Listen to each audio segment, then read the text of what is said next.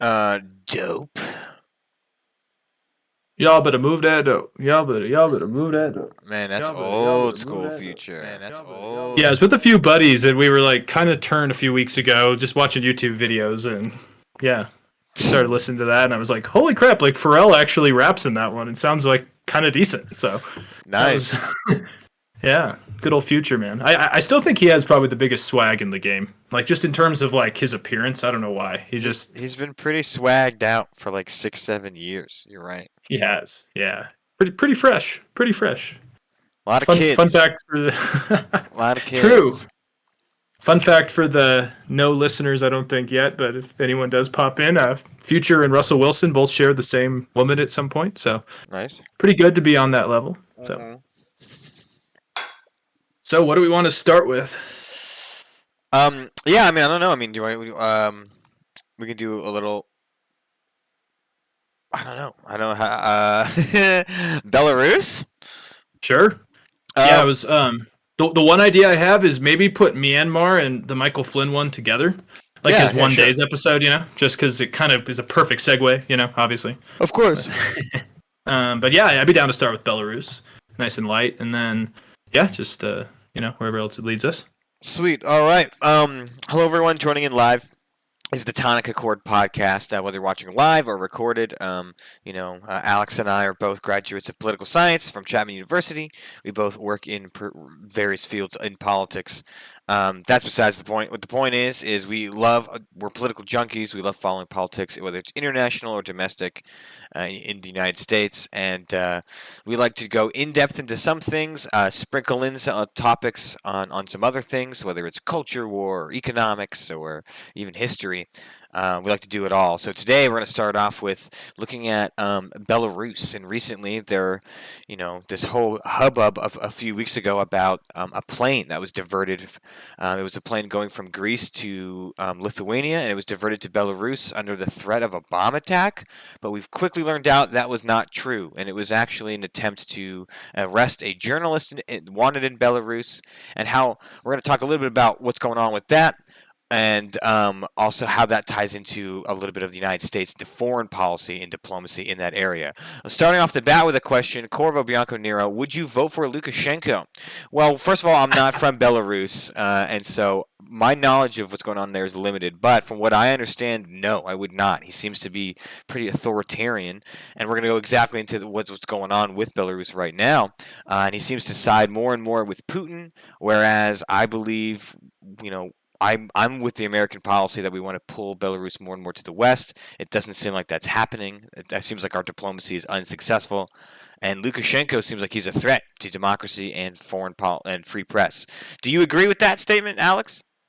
Well, just to answer that question as well, would I vote for Lukashenko? To be completely honest, it's really not a point because people voted against him. Like a majority of Belarusians voted against him last summer, and he's still, president, dictator, whatever you want to call him. So obviously, it doesn't really. I mean, vote for him or not, he controls power. But yeah, I mean, I've heard terms like he's Europe's last dictator. He's held on to power since '94, kind of towards the fall of the Soviet Union, and I think while a lot of Central and Eastern Europe have kind of opened up in some ways to democracy, Belarus hasn't. I mean, they still have a pretty communistic Soviet era style government.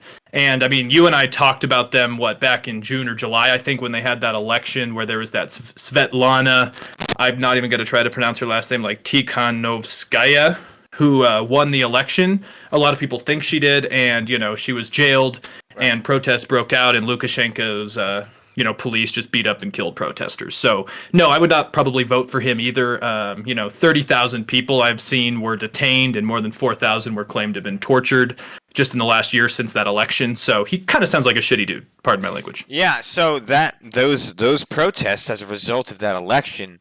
The West policy. What? Well, hold on. You're not hearing the whole argument here. The idea of the United States is to pull Belarus to the West and a more alliance with Western Europe. That is the United States foreign policy. That's what I'm talking about when I say a policy of the West or the Western policy. As far as the protests, That's what led to this event with the plane. Is part of the protests.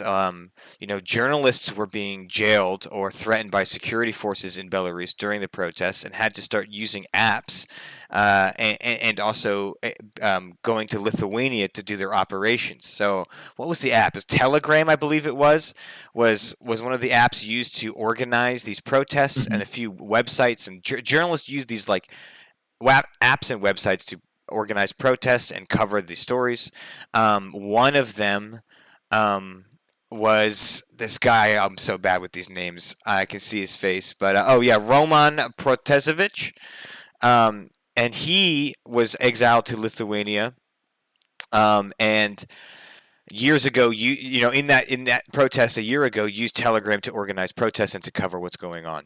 And then he took a vacation to Greece from with Lithuania with his girlfriend, while that plane was on the way back, it was diverted to Belarus, where once it landed, he and his girlfriend were arrested and detained. He feared for his life. Apparently, reports to people on the plane said he was terrified when the plane was landing, and he's mentioned saying something that they're going to give me the death penalty in this country. So obviously, he's really scared, or he was really scared at the time. And he was detained, and it caused a lot of stir. And then what was interesting was he came out of detainment and onto the press, onto Belarusian like state TV, explaining how he had gone against Lukashenko, and that he was made a mistake, and that his operations were funded by Lithuanians, and that he's sorry and he wants to have a family. What do you think of that, Alex? Do you think it's genuine? Well, first off, yeah, it terrifies me that a private airline, even if it's a not the best airline, Ryanair, is flying between Greece and Lithuania and is diverted by Belarusian forces.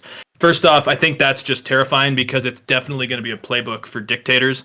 I bet a lot of the world's autocrats are going, "Huh, that's an interesting tool we can use in our shed now," and I don't like that. Just to start off with, but yes, so involving Roman Petrozevic, I guess if you're looking at cup half full, a lot of people a couple weeks ago thought he was going to be killed.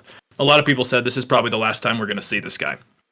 But again, when he finally came onto air, people have noted, visible markings and visible signs of torture on his body.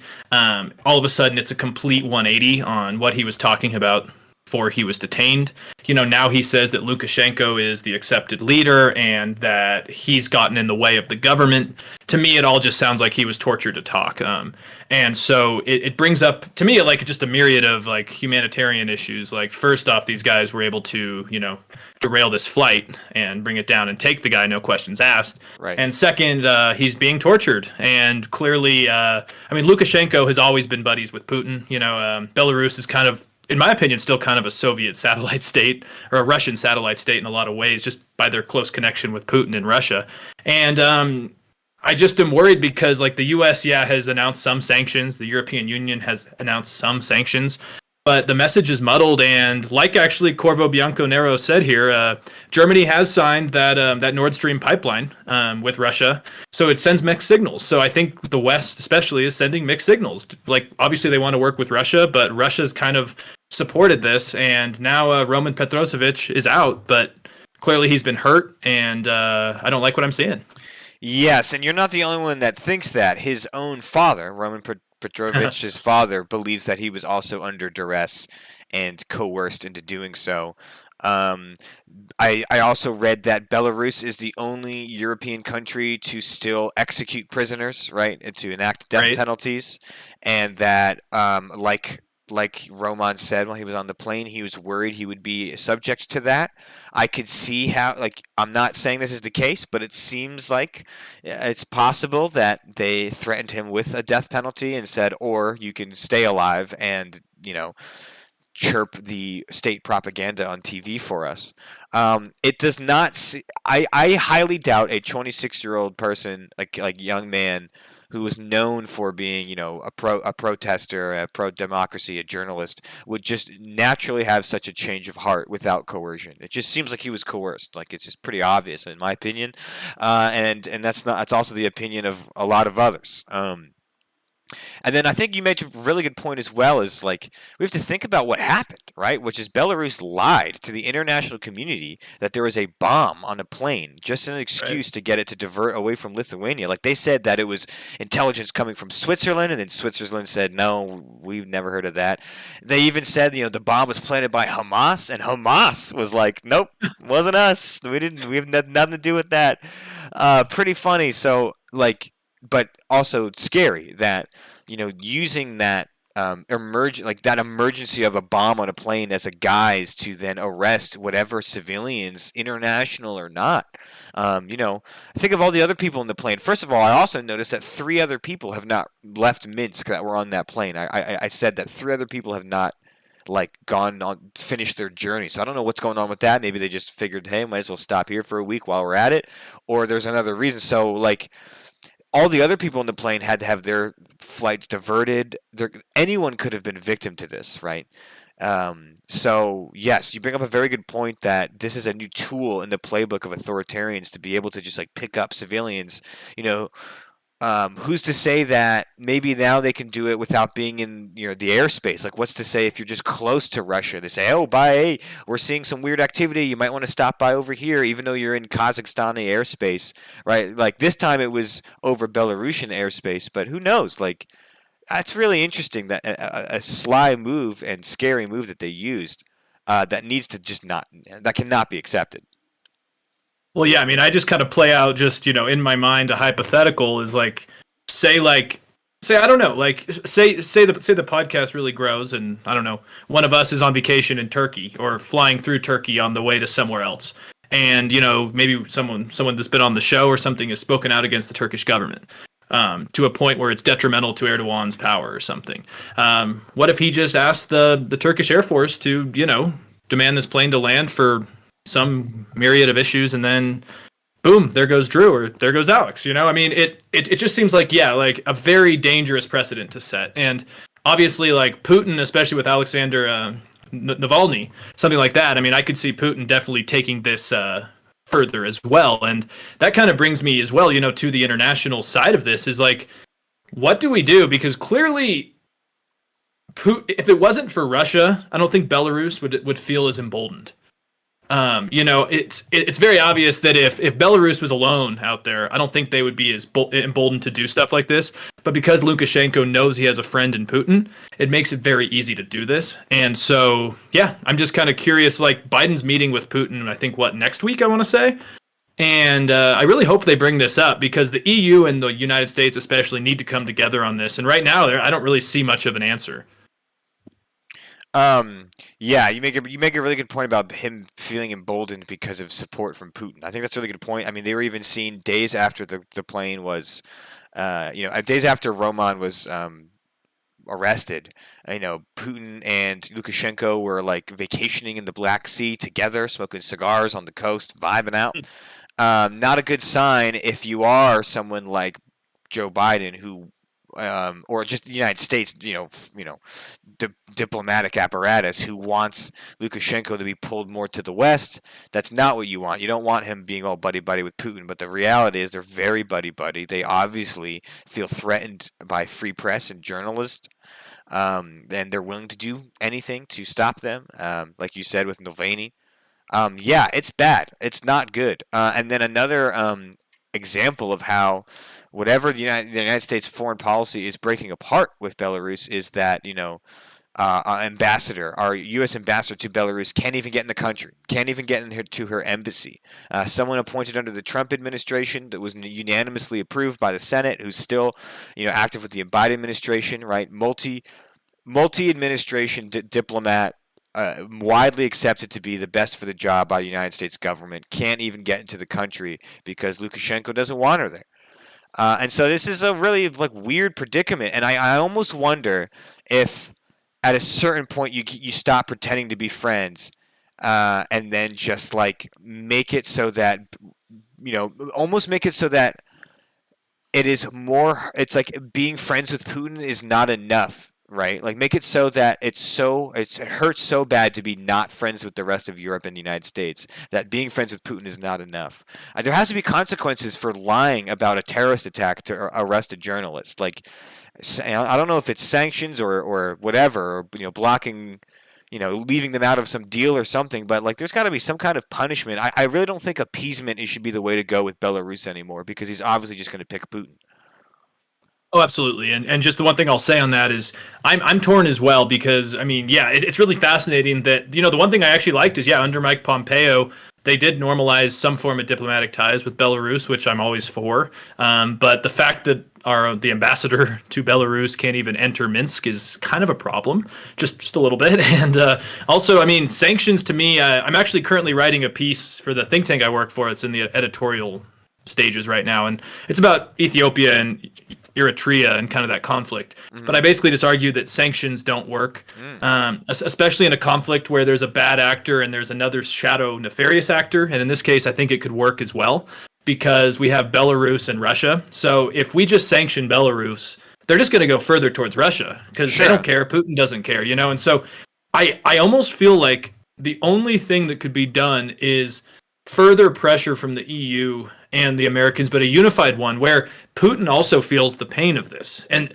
like, because I mean, like one of the comments was in here, Germany did sign a deal with Russia that could be good for Europe. Arguably it could be good for Europe, but it's also validating Russia in Europe, and that also validates Belarus in a weird way. So I just think we need to unify and just, I mean, especially with, this hacking that seems to happen every week, where the Russian government isn't hacking U.S. companies, but they're allowing these shadow hackers to kind of go under the guise of Russian hackers. The Russian government's bad, and until we just say hell no to everything, until you guys change, I think they're going to keep doing it. I just think that I certainly don't, like, maybe not sanctions, right? Like, but I just think that trying to win Belarus over by being nice is not working. I think he's a blatantly he's an egregious actor as far as, like, arresting a journalist on a flight, not letting our ambassador into his country. Like, he's obviously a jerk to us, to the United States. Yeah. So, like, you're right that, exiling him will only push him more towards Putin. But I almost wonder, like, if there's a way to do it where it's like, yeah, maybe he does that at first, but then he realizes that, like, maybe being the only guy in a room with Putin alone is not as nice as being in, a room with the rest of the world. Like, I wonder if pushing away to Putin for a short amount of time and really isolating Belarus from the progress of the rest of the world would force that country to oust Lukashenko, or force Lukashenko to open up another dialogue. Because whatever we're doing right now is certainly not working. And to Corvo Bianco's point about Biden continuing Obama's policy in Europe, I don't know about the rest of Europe, but we are talking about Belarus, and frankly, Biden's continuing the policy of Trump. This idea of pushing to get embassies and appeasing Lukashenko to pull them back to the West is an idea from Mike Pompeo. And Biden is continuing that policy. And again, the ambassador continuing through both administrations is evidence of that. So I'm not denying what you're saying. I'm not saying what you're saying is wrong about Europe as a whole. But as we're talking about Belarus, Biden's continuing Trump's policies. That's interesting. Yeah, and I don't think it's working. So I'm not quite sure what to do. But Lukashenko is certainly kind of giving us the finger. Yeah. Yeah, no, I mean, just the last thing I'll say is I think there was a daftness in Trump's administration. I don't really disagree with trying to add diplomats in areas that we want to have conversations. But Absolutely, in 2008, but I mean, in 2008, the U.S. ambassador to Minsk or to Belarus was kicked out over a spat. So I feel like there's kind of a short-term memory problem with the Trump administration. Like, they just want to do this for kind of the image, I think, or the idea of we're putting diplomats in great places. But it's tried and not worked. And Belarus, I mean, they still celebrate Soviet era holidays in Belarus. Yeah. I'm just saying, I don't think you can really cooperate with them right now under this leadership. I mean, every international organization that studied that election, I think back in July, said that he lost and he beat up protesters. They tortured thousands of people. I'm sorry, until they're not using Stalin-esque tactics, I don't know what we do. Yeah, I mean, yeah, yeah. And also Ryanair. This was not a good marketing thing for them. I've flown a lot of Ryanair because it's cheap when I was living in Europe, and I already wasn't a fan. You can't recline your seat, and there's no water on the plane for free. And this just really is not a good look for them. I can't imagine like like being pissed off about the peanuts on the flight and then having to stop in Belarus for a week. Um, I also remember seeing like when it happened how like everyone else, all the other airlines in Europe diverted their flights around Belarus. Like no one wanted to go in their airspace because they didn't like I don't know if we have a journalist on our flight or not. So everyone went around the country for like a week or two. Pretty interesting. But so certainly, we'll wrap this up. This topic, at least, wrap this topic up. Certainly an interesting development as far in Eastern Europe. Definitely puts Biden's goals in Europe in a more precarious situation, trying to repair in his idea of Americans' foreign policy in that area. It's another roadblock for sure. All right, what's next on the docket, Alex? What are you feeling talking about next? We get into some Myanmar and Michael Flynn, or Myanmar, As he says, yeah. Myanmar. So, hey everybody, welcome back to the Tonic Accord podcast. Alex Kapitko, Drew Nepley. We met at Chapman University, and we like to talk politics. We both work in politics now, and probably drove some of our roommates crazy about politics back in the day. I could imagine. True, yeah. but Drew. So I think it was last week. Michael Flynn was at what I like to call the QAnon rallies or the QAnon rallies, and someone in the crowd asked, "How do you feel about the Myanmar situation? And should that happen here?" For those listening, Myanmar, they actually mean Myanmar, but that does show the intelligence of some of the QAnon type, I guess you could say. But anyways, Michael Flynn said, yeah, I think that should happen here. It'd be good.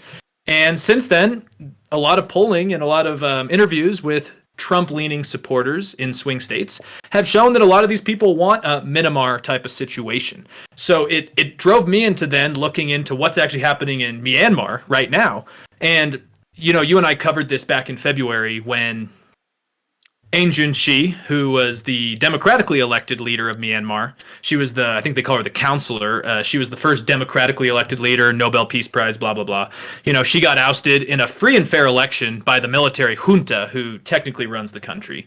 And since then, I mean, I believe she's still kind of missing or just hasn't been in front of the public eye. But since then, things have gotten like pretty damn bad. Like, the military since February has arrested roughly 4,000 people. There's been like hundreds of deaths. Yeah. Yeah, and now there's this guy Danny Fenister, who is an American journalist. He's kind of known as being sort of a voice for the voiceless. He's kind of a human rights journalist who was working for Burmese human rights organization, and he's the fourth foreign journalist detained since the February coup. And I guess the State Department in the U.S. has been trying to reach out and just talk to this junta and try to get this guy out of there, and they won't cooperate. And it's so like the parallels to me, just kind of doing kind of a comparative thing here, is that some Trumpist QAnon Republicans want a Myanmar-like situation, and if you look at the parallels, it's kind of disturbing. It was a democratic election that the junta seemed to think was invalid, and they used force to, quell that election. So I don't know. What are your thoughts on this? Yeah, I mean, I think a lot of people that for someone that would say something like, "I want what's happening in Myanmar to happen in the United States." Myanmar, right? I don't think they really understand what's happening in Myanmar. First of all, like the idea that they want a military junta to completely take override all of our constitutional institutions is crazy to think of at all. But to really dive into the details, like first of all, we covered Myanmar, like you said, about a year ago. And we looked into how the formation of their government, and it has to include over a third of it is military seats, right? That's something alone that is completely different than the makeup of the United States government. We don't have anything like that requires military generals to be senators or anything of that sort. Their history of the military junta history in Myanmar is complex and entrenched in that country. Again, nothing like anything we have in the United States, where our military is avowedly apolitical, and thankfully, because it's not supposed to be a political institution. So again, I think just on an institutional level, they're completely different scenarios. So I don't think people fully understand why the conversation around the military junta is so prominent in Myanmar. This is not something that can just happen in the United States at all. So historically, I don't think people understand anything about military juntas in Myanmar and how that government is made up. And then two, yeah, like again, it's like read our like that's so against our own constitution to have a military junta to just redact an election and declare or reinstate someone as victor is again just like in the realm of lunacy.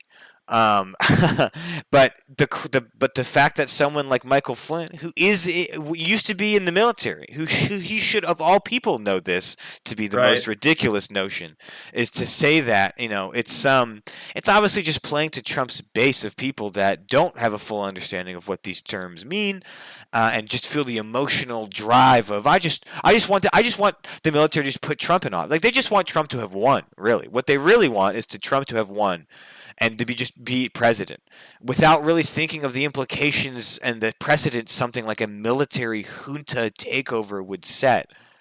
They don't think about those consequences or the realities of that. It's more of I just want Trump to be in office. Absolutely. And no, I think that's a very good point. Now, of course, yeah, the U.S. system is very different from the Burmese system, and that is obviously, yeah, very clear. My issue is it's just the rhetoric of it is saying that, like, see, in Myanmar they didn't believe that the election was correct, and the military took up arms. Like, obviously, the U.S. military I don't think would take up arms against the U.S. government. I don't think Trump just has all the generals on his side like he No. used to joke about. But again, like it's that slow boiling view amongst kind of the crazies who feel like using force over time can erode our democratic system. And like just to look at what this junta has done in Myanmar. So obviously there was the Rohingya situation where it's considered one of the worst genocides in modern history, with 700,000 still trying to seek refuge in Bangladesh. Also, we have in 2009 the let's see, what was it? Oh yeah, the Myanmar Defense Alliance pushed out 30,000 refugees into China from a different part. Oh yeah, and also they on the Thai border they did some massacres and sent another 100,000 people into refugee camps as well.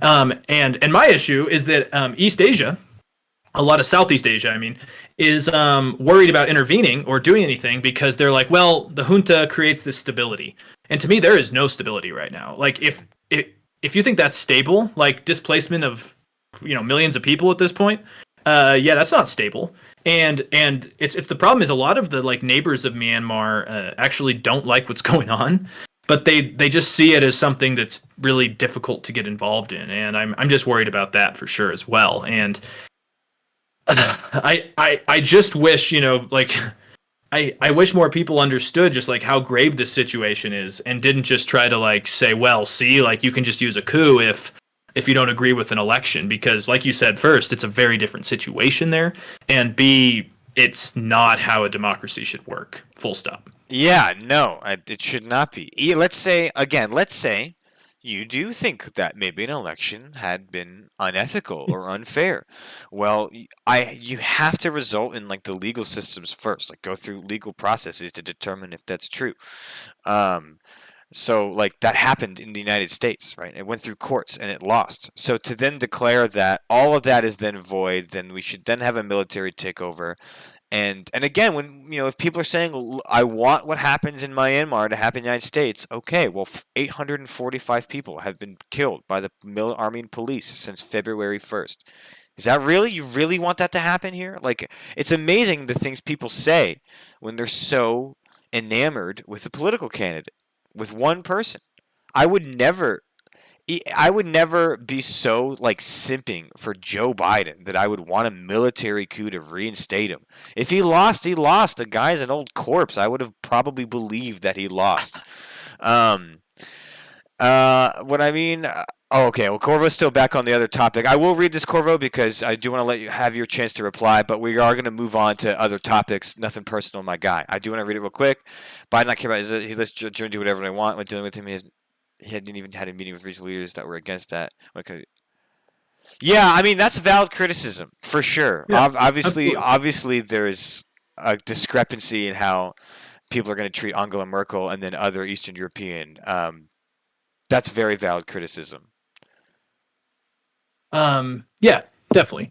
Now back to this back to this lovely, like, kind of on the U.S. side. Okay, so there's something that really terrifies me, and it's a trend we've seen actually talking about countries like Hungary. Yeah. Actually, Hungary is a good example of this, is that basically like what Michael Flynn and some of these crazies are doing is they're basically distracting, in my opinion. They're basically saying, and this is what Viktor Orban does all the time in Hungary. He'll say, let's like kick out immigrants, let's go like beat up the gypsies, that type of stuff.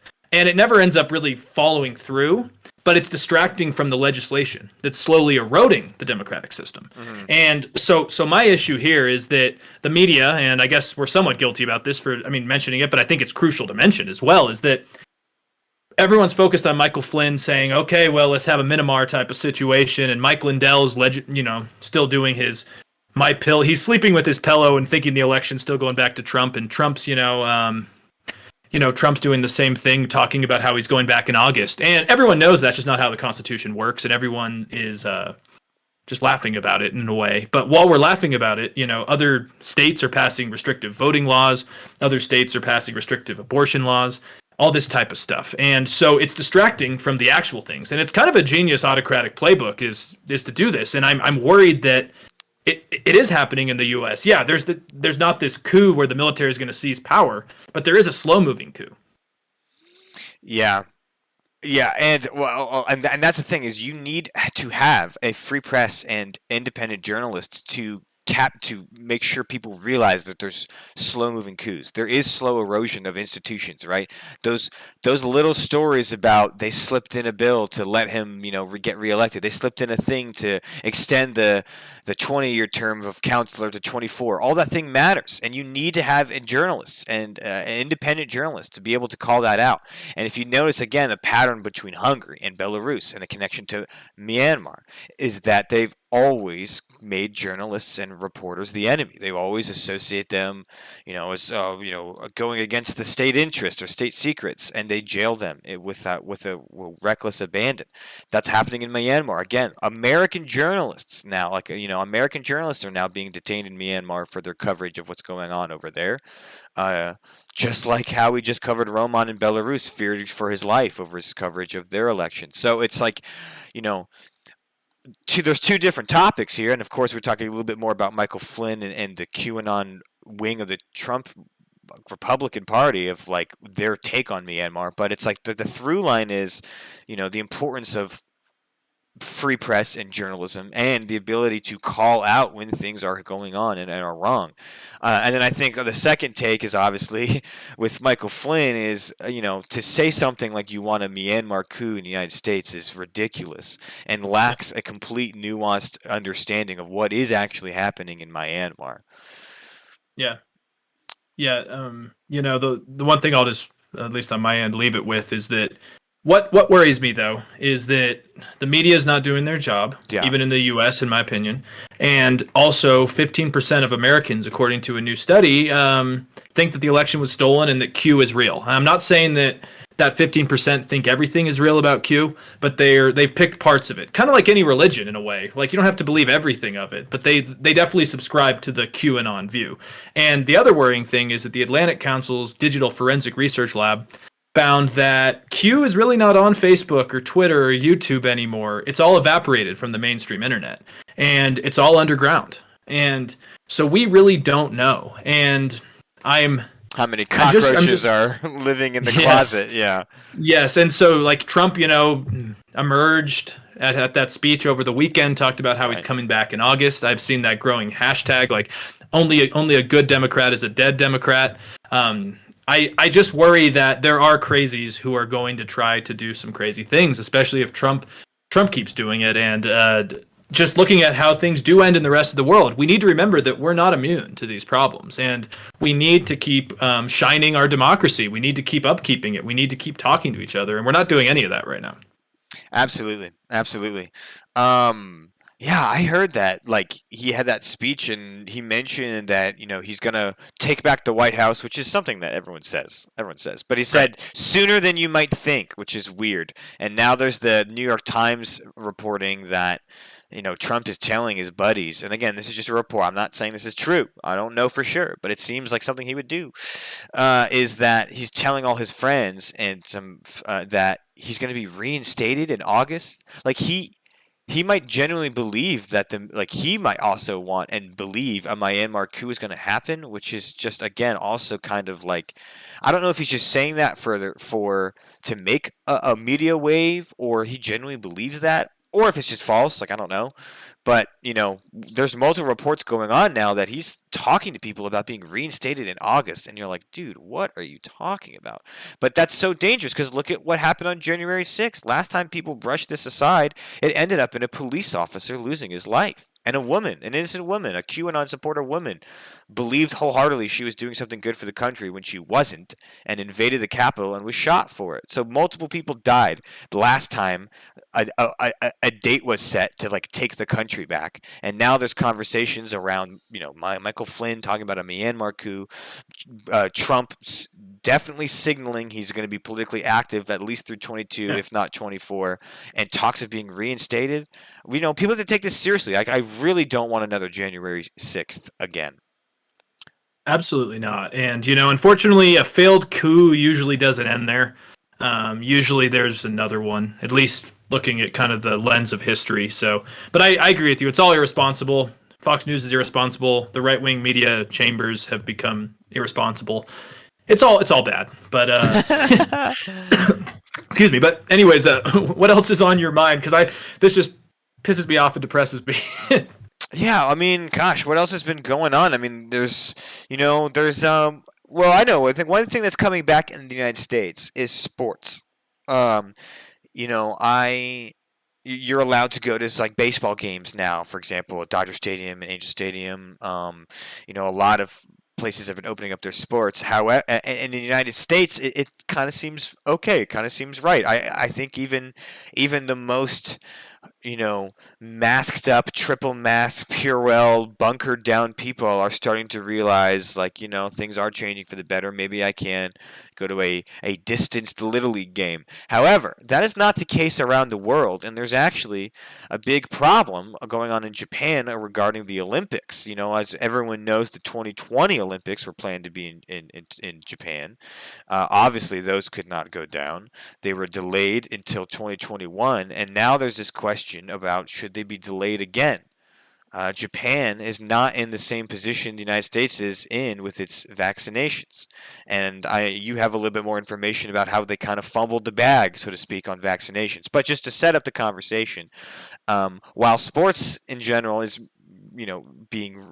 coming back to life in the United States, there's a serious protest over Japan having the Olympics and being irresponsible with its COVID security in the 2021 Olympics. And so sports over there are not looking as good. So yeah, what's your take on this? And I think you had a good article about kind of what's happened with some of the vaccination issues in Japan. Can you tell us a little bit more about that? Yeah, definitely. I mean, so, first and foremost, I mean, sports make sense if you have a highly vaccinated population. Yeah. And Japan doesn't. As of, I think it was today or yesterday, 9% of Japan is fully vaccinated. And they're seeing a huge fourth wave, including the actual Tokyo region and two other regions, I believe it is. And then there's a report from just real quick compared to the United States, because you said 9%, whereas the United States is now, I believe, at 50% vaccinated. Yes, which is honestly not amazing, but it's good enough, especially compared to 9%. And I mean, Exactly. We are doing better and better. I don't know if we'll ever reach herd immunity at this point, but yeah, it's definitely optimistic. But there's a report in Reuters, I think it was today, that says that 7,000 doses of COVID-19 vaccine were disposed of in Japan. It was due to mishandling. I guess they didn't keep them at proper temperatures. The capital, Tokyo, some of these even happened inside of Tokyo, which is, not particularly great when that's kind of the home field for the Olympics here. Yeah. And so, Japan, it's really fascinating to me, and I don't have really answers to this at all, but Japan did really well at the beginning of the pandemic. And they were one of the countries that seemed to be coming out of it quite well. And you would also think for a developed nation with the wealth they do and the international clout that they would be better vaccinated, but they haven't been. And but that brings up the bigger issue to me here is that the Olympics are tough because to play devil's advocate for the people that want the Olympics to happen, they're going to happen. I'm just going to say that right now because the Japanese government has already made this deal with the IOC, the International Olympic Committee, so they would lose a shit ton of money if they backed out of this. Also, they're contractually obligated to do it. And also, to be honest, like, they're not allowing fans from other countries to come. Right. It's only going to be athletes, which obviously there are going to be unvaccinated athletes. But it isn't going to be potentially just like a giant, stadium full of people. But now I saw Bob Costa on Bill Maher. Bob Costa, for those who don't know, Olympic commentator since the 80s, big sports guy on NBC. And he basically said that, we should just postpone it one more year because this is an interesting thing I learned is that until 1986, the Summer and Winter Olympics were held in the same calendar year. So basically, that's the big issue right now is that they don't want to move them to 2022 because that's when the Beijing Winter Olympics are. But in a historical lens, we've done that before. And I would just say, okay, clearly we can't just cancel the Olympics. And I think the world kind of needs the Olympics, to be honest, right now. But we need to move them back, which I don't see happening. Yeah, I think you're right that they're like because I'm not entirely sold by the completely delay them either because I've heard that there's not going to be a ton of international fans. I think it's a good call, right? You can with the modern age you can stream these. People have TVs, people have phones. Like it's not like people have to be there physically to have an Olympics, except for the athletes. And then I frankly think I don't think it would be me personally, I don't think it's too egregious to just be like, if you want to participate in the Olympics, you got to be vaccinated. Right. If you're an athlete, you got to be vaccinated. If you have a moral problem with that, suck it up. Like, I don't know what to tell you, man. Like, when this is not a daycare, this is the Olympics. You want to participate, you do what it takes, or you don't. And I think to make sure it's safe, you just got to be vaxxed. Maybe that could be an issue for some countries that can't get vaccinations for their athletes. I'm not sure. Maybe you come across an issue like that, but yeah, I mean, it's certainly interesting. But I watched a little video about an interview, just a guy on the street, a Japanese protester to this, saying that they should delay the Olympics, and he says it's because look, like they messed up so much of the vaccine rollout, and we've all had to suffer for it, right? Their mishandling means we've had to have more lockdowns, more all these security protections. You can barely do this and that. You can barely travel. You can barely do anything, and yet they're welcoming athletes from other countries to break the rules that they've set for us. And so it's that hypocrisy I think is pissing a lot of people off. I think it's less about, maybe for just this guy, for at least this protester, it was less about I don't want athletes to participate in sports. It was more my government is being so hypocritical when they're keeping me locked down and yet welcoming all these international athletes and taking, like you said, fulfilling their IOC contract and all this money involved. And yet I can't still do all these things because of their poor vaccine rollout, right? It's the hypocrisy I think is pissing a lot of people off. And I totally understand it. I talk pretty regularly with some friends in Spain, and there's a kind of a similar thing, but obviously different. They're not having the Olympics, but like Europe, Turkey, a lot of other places have opened up travel to foreigners. But at least as of 2 weeks ago, my friends in Madrid were telling me, I think it's changed now because I actually have friends who've traveled, but at least a month ago, Germans and Brits were allowed to travel to Spain, but Spanish people were not allowed to leave their provinces. So it would be like if, us in California were not allowed to go to Oregon, but say Japanese people could come visit California without any rules. And the same thing's in Turkey right now, where Turkish people are still on major lockdowns, again, because of government mishandling of the crisis. But tourists can come. Like, Drew, you and I could book a flight to Turkey right now, and it would be empty. Like, tourists can't travel, and you and I'd have the beaches to ourselves. So maybe let's go. That sounds kind of fun. But in all honesty, like, yeah, there is a double standard. But again, I guess I actually understand why the Japanese government needs to keep doing it. And also, like, this is an international thing at the same point. Like, yes, Japan's holding it, but they agreed to it, and they have contractually agreed to it. And it's more than just about one country, I guess, at this point. I'm not trying to sound cold against the Japanese people because, yeah, I mean, I saw like something like 83% back in May didn't want it to happen, So, I mean, obviously it's unpopular. Yeah, you make a good point. I think I saw one. One is I saw in Japan. It was 43% of the survey I saw said they don't want the Olympics to happen. So that's not even a It's majority better. in Japan, right? And that's just one survey. I don't know the full details of how that survey was conducted, so I'm not. Don't take it as a. Don't put this on Hammurabi's stone. But but just to get an idea of like, okay, let's say somewhere around half of the Japanese people don't want uh, an Olympics, but a stronger, but about half do and leans more towards that side. And then you make up a great point. I don't think it's selfish. I think it is a part of the reality of the Olympics is, hey, well, this affects more people than just Japan. There are there's thousands of athletes that have trained their whole lives, literally sometimes their entire lives, to do this event. And then, you don't want to take that away from them. There are tens of thousands of hundreds of thousands of people involved in the industry around the Olympics, the coverage, the merchandise, the logistics, right? That have jobs depending on this.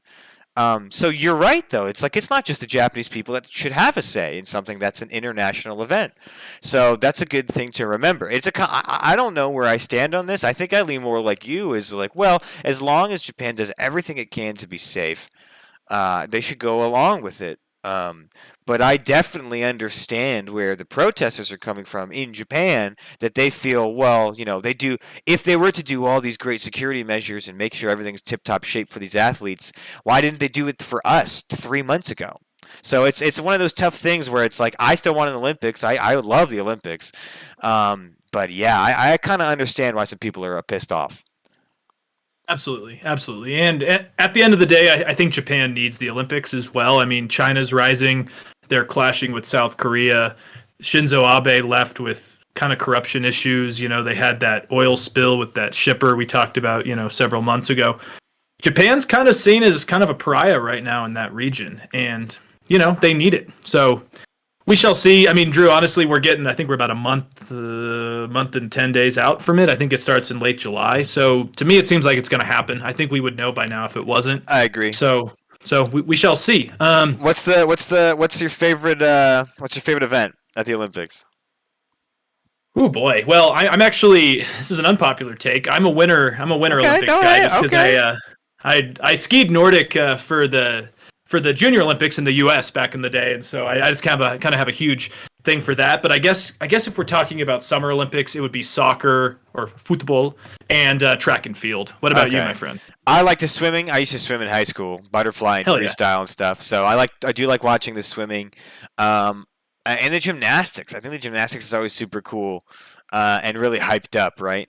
Obviously now it's a little weird after all we learned about the U.S. gymnastics team. Like, a lot of those guys are pretty bad. So hopefully our new coaches are not creepy pedophiles. But yeah, don't touch, guys. Yeah, exactly. But I know I do love the Olympics, the swimming. I like the winter ones too. And believe it or not, a good old match of curling is fun to watch at 3 p.m. on a Tuesday midday in the Winter Olympics when it's like not prime time. I do love a good match of curling. All right. I don't disagree. What else? What else is on the docket, man? What do you want to wrap up with today? Texas. It's not a happy topic. But I'm sure you, as well as our listeners, have seen that. Well, a couple things. The Texas legislature weirdly only meets once a year, and this time around, I think it was March 31st they met. I might be butchering the date, but it was late March. And the Democrats basically walked out, so there was no quorum after the Texas Republicans wanted to pass their very restrictive voting bill. Mm-hmm. And also, then Texas's Attorney General announced that if they had have allowed more mail-in voting in key population areas, Trump would have lost Texas. And first, your thoughts, and then I a little bit wanted to just go over kind of like what happened to Texas real quick. But I'm curious, like, what do you think? Like, is Texas turning purple like we thought, or is it going solid red, or what? Well, that's the question. I mean, one is I always talk. I mentioned this during the election as well, is just Texas going purple, is there's always this rubber banding effect. I think that Trump was very unpopular. I mean, I don't think that's a fact. Again, Yeah, statistical fact. Trump was unpopular amongst agreed. the general public of the United States. Um, and so when you had that happen, the idea of, ooh, Texas could go purple this time was there. But I always warned of the rubber banding effect, which is after this unique scenario of COVID and Trump, when you go back to a more normal America, uh, the rubber band will snap back a bit and Texas will be red. I still think that's true, but I also think it's evident now that Republicans, not only in Texas, but in other states like Arizona, Georgia, and much more, are enacting as many laws as they can that they say is out of election security, that many believe, and I kind of do as well, is more of a way to curb mail-in voting, which is predominantly Democrat, and in a way to basically curb Democrat votes and in the electorate. And so that's what's going on in Texas now. So will Texas be purple? I'm not sure, but the Republicans are doing everything they can to avoid that. Um, and so when I saw that the Democrats walked out of the state capitol, denying the Republicans the ability to, finish this legislative session, this is a tactic that's been used by both sides in state legislatures. Many times. It's happened in, I believe, California in a state legislature, or sorry, actually Oregon. So much so the Republicans would just not show up. So much so that the governor of Oregon was like, "I will send police to force you to do your job."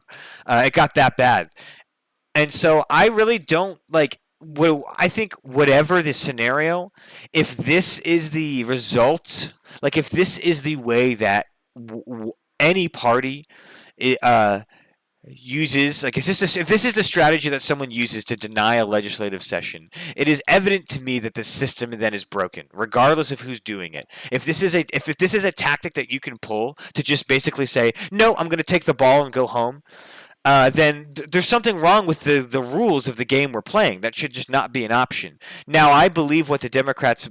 I believe what they're doing it for. I ideologically align that I don't want legislation like that to pass in Texas. However, I don't think that the way to go against it is by walking out. And I think that regardless of the issue, if that is a tactic someone can use, then there's something wrong with the rules written for the game. Yeah, no, that's a really good point. That was the first thing I was thinking about too. Was just like, obviously, both sides are taking each other's playbook now of like Yes. obstruction over Exactly. discussion. No, I mean absolutely, and again, if the discussion was about actually making elections more secure, I'd be for it. But all it's about is chasing fraud. And my fear about chasing fraud is it's almost non-existent. It exists. I'll, make that clear. It exists. But the thing is that the way they're doing it, especially in places like Arizona, is that basically they're creating a situation where if they find even a mystery or a crumb of fraud, it just validates the conspiracy. And that's what I'm worried about, is they're just trying to validate this big lie conspiracy. It's not productive. No, I mean, I totally agree with you. Just if you bear with me for like a minute or two here, I read a really good article about why Texas is here, because just for our listeners, I think it's just something good to get across, is that Texas until Obama was quite moderate in terms of the House legislature in Texas. They were quite good at agreeing on bipartisan legislature, which doesn't, I know to a lot of people, sound like Texas, but yeah. But basically Obama came along and Texas kind of was the seat of ultra-conservative Tea Party-ism. And during this time, we kind of saw these extreme anti-Obama obstructionist views start to grow. And Greg Abbott, who's the governor right now, was actually the attorney general during Obama. And he basically joked that his goal was to sue the federal government every day. That was just kind of their thing. But there's an interesting guy who this New York Times article brought up, Joe Strauss. He was the Speaker of the House and a Republican in Texas. And he was a moderate. And he didn't want Texas to go down the culture war battle that some of these other Republican states were. So he opposed a lot of things that other states might have tried to do, like those bathroom laws in 2017. He actually fought against his own party and said, we don't want the spotlight on Texas for these stupid culture war issues because it's toxic. But then, when Trump came in, and kind of into 2018, he saw the writing on the wall and was kind of ousted from his position.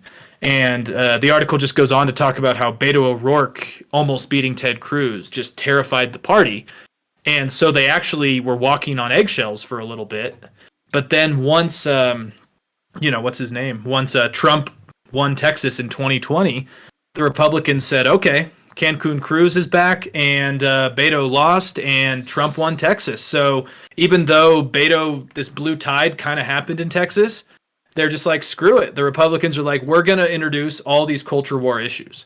And that's where we're at now. I mean, that legislation, yeah, the Democrats walked out of the voting rights part, but there was this House bill which gives pretty much everyone more access to guns.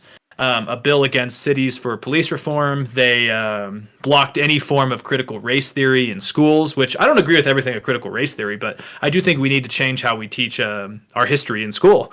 And they also blocked like funding, and they also blocked some healthcare bills. So there's a joke The Economist said, which was basically like, well, you don't really need a lot of background checks to get a gun, but you don't get healthcare. Like, yeah, cool. So Texas is allowing stricter voting laws, and pretty much everyone can get a gun, no questions asked, but no help to anybody. And that's my worry. Is Texas is worried about the short term over the long term. And I think a lot of other states are just going down this route. So it's not great. I mean, the Republican Party as a whole is going down that route. They're all. Right. They're all. I mean, save the Cheneys and Romneys. Everyone else in the Republican Party is thinking about the short term over the long term, and I think it will cost them. Again, we talked about the census not long ago and how states like Texas have increased in population, and how people assume that means that's a good thing for Republicans in Texas. I don't think so. I think that there's there's a significant possibility that within 10 years Texas could be purple. And if some of these culture war battles fail on the Republican side, it makes it even worse. It's a gamble. It really is a gamble when you start really drastically going by the playbook of like slashing healthcare coverage and the gun thing is not too big in Texas. I think Texas will always have pretty lax gun laws, and regardless of red or blue. But I mean, but that idea of like restricting voting, but then restricting healthcare, and then like banning critical race theory, like. I'm sorry, like, isn't the whole point is that we should not ban books and ban thoughts? Like, isn't that Right. like, you know what I mean? I'm not saying you have to agree with critical race theory, but isn't freedom-loving Texas the last place on earth you would expect them to ban an idea at a school? So, it's like it's almost like they're antithetical to themselves now. Because you're right, like back in the day, you said like that one governor went against almost his own party about the bathroom bill or whatever. That sounds like Texas to me. Texas to me sounds like I don't give a damn rat's ass which bathroom you use. The government has no right to tell you, right? That's the Texas I think of as like literally true individualism, where they don't want the government even telling you culture war issues. But now they're almost going so antithetical to themselves. They're just going by the Republican playbook. And you said it best: is they're worried about the short term. How do we avoid Beto O'Rourke beating Ted Cruz? When it's like you got to think about the long term, man, because Beto O'Rourke is a little cringy, whatever, but there's going to be another Texas Democrat who you're not going to be prepared for. Maybe who knows? It might be Matthew McConaughey. We also talked about that as well in the celebrity episode. But more seriously, the idea that Republicans can like double down and make Texas solidly red forever, I think is naive. I do think it's not blue. It's certainly not blue yet, not even close. But yeah, this ban on voting thing is interesting, and I think there's the pendulum. The pendulum effect is this might cause a big drive of Democratic movement and campaigning in the state. As we've seen multiple times, this issue of voting rights really is important to Democrats and drives a lot of political activity. Often when you're the party in power, it's the opposite party that has a lot of like hubbub and drive, right? But we've seen, because of the Trump effect and all this legislation on state levels, is that even though Democrats control the Congress and the White House, there's a lot of activity being driven by this voting rights issue. So this might come back to bite Texas in the ass. Right. And it's a whole other conversation, but I feel like the U.S. is too focused on primaries. I mean, like literally all that's happening in Texas is that the Republicans are terrified of their voters, especially in the primaries. I mean, George Will, who's like a very famous conservative thinker and writer, he said how did a great party like the GOP become terrified of their own voters? And that's what and that's what we're seeing here is it's just a fear-based. I mean, not George Bush, Jeb Bush's son is running for attorney general as a Trumpist. I mean, Texas is just like Florida, man. I mean, they want to open cruises, but they're banning vaccine passports on cruises. It's like, wouldn't that be easier? Like they become antithetical, like you said, to the conservative cause. I just don't really know where it goes from here because, like you said, I mean, yes, the party out of power might be mobilized, but if the conservatives keep doing what they're doing, and in some places they're succeeding, like Iowa, maybe the opposition party will never get a chance to speak out, and that's what worries me more than anything. Oh yeah, yeah. I'm just curious too, really fast before we're out of here. Joe Manchin, what do you think? I mean, I just think he needs to just let the filibuster die. I personally don't like. I'm not going to pinpoint every policy position he takes. I think it's fine that he's a blue dog Democrat. I think it's a good thing that middle line Democrats exist. He needs to be one to win his district, his state, right? Like he needs to. A left leaning progressive in his state would not win. So, but I just think he needs to just suck it up and get rid of the filibuster. I think that's the big thing. Is we've had a whole podcast conversation multiple times on the filibuster, and I just think it's an antiquated way to govern. And he is the roadblock to getting rid of the filibuster forever. So, in my opinion, it's just like, come on, man, you're really impeding a lot of progress. Not that it's like not even a personal vendetta about Joe Biden. I don't even care that he's not the most progressive AOC Bernie Sanders Twitch streaming blue hair liberal. Like literally just get rid of the filibuster so we can move on with governing as a whole. I mean, I just asked you because I've been just kind of looking into him for a few days because what I feel about him is that I think his political ideology is just like marketing himself as a bipartisan, and he just doesn't want to change that messaging about himself. And it's the messaging that got him elected. Exactly. And so I actually, weirdly enough, respect him. I don't respect everything he's done. I do not respect the fact that he's, gone against HR 1. I like parts of it, but I think he understands, and it's kind of what you and I talked about with the packing of the courts thing, is that right now, yes, but the Democrats have such a slim majority that they could easily lose it. And I wonder if in 20 years he might be seen better, because I don't know if all the Democrats agree with these bills. I think he's taking the brunt of the criticism for it.